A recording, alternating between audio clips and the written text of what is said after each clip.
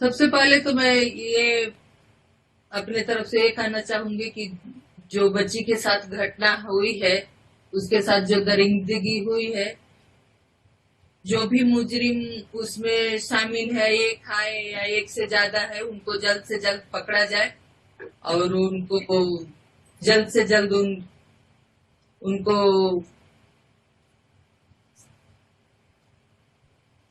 जल्द से जल्द उनको सजा मिले। लेकिन आज 6 दिन हो गया, न पुलिस और अभी सीबीआई तो कल से लगी है, अभी कोई डिसीजन पे नहीं पहुंचा गया कि नहीं उस बच्ची के साथ एक था या और कोई शामिल है, या उसको कैसे इंसाफ मिलेगा, ये सोचना बहुत दूर की बात है।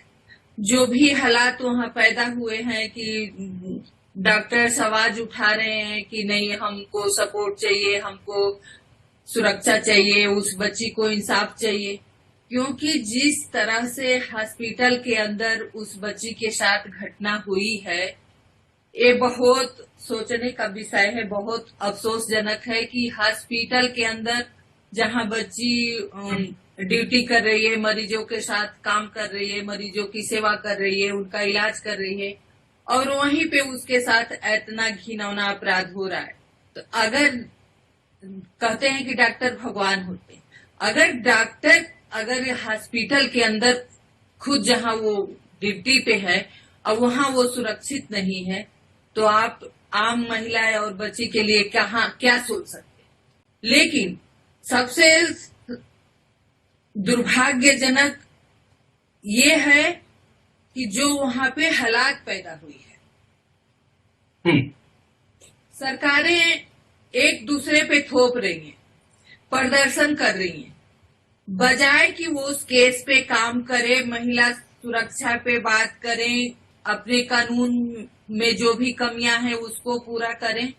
लेकिन नहीं, वहां पे तो जिनके जो मुख्यमंत्री हैं, उनके अंदर स्वास्थ्य मंत्रालय है, उनके अंदर सारे उनके रूल है, पुलिस है, और वो नहीं समझ आ रहा है कि वो किसके खिलाफ प्रदर्शन कर रहे, किससे फांसी मांग रही है। रूल तो उनके हाथ में है, कानून वो उनके हाथ में है, कम से कम वो लोअर कोर्ट तो तक केस को साफ सुथरा सरकार पहुंचा सकती है। तो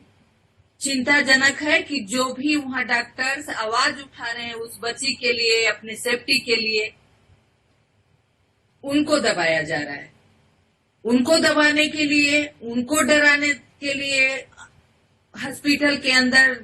एक भीड़ आती है, तोड़ फोड़ करती है, मारपीट करती है, उनको धमकी देती है नर्सों को कि हम उसी डॉक्टर की तरह हालात करें। तो मैं आपके चैनल के माध्यम से यही कहना चाहूंगी कि हम सबको इस पे मिलके सोचने की जरूरत है, सरकार को सोचने की जरूरत है कि आज भी जब भी कोई घटना होता है निर्भया का नाम आता है, लेकिन निर्भया की घटना से, उसके मौत से हमने क्या सीखा है,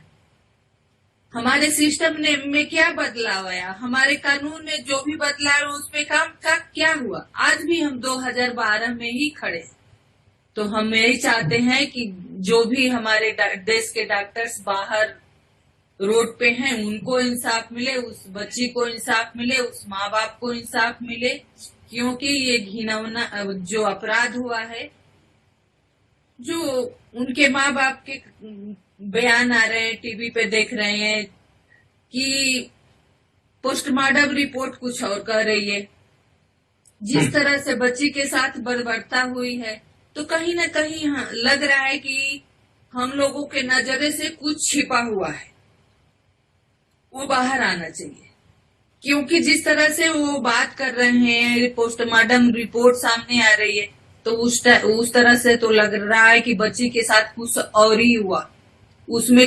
कोई और भी शामिल है, क्योंकि एक आदमी इतना काम नहीं कर सकता अकेले। देखिए, 12-13 साल हो गए, बहुत चीजें ठीक हुई है, बदली है। अगर नहीं कुछ बदला है तो महिलाओं के साथ रेप बलात्कार, महिलाओं के साथ घटनाएं,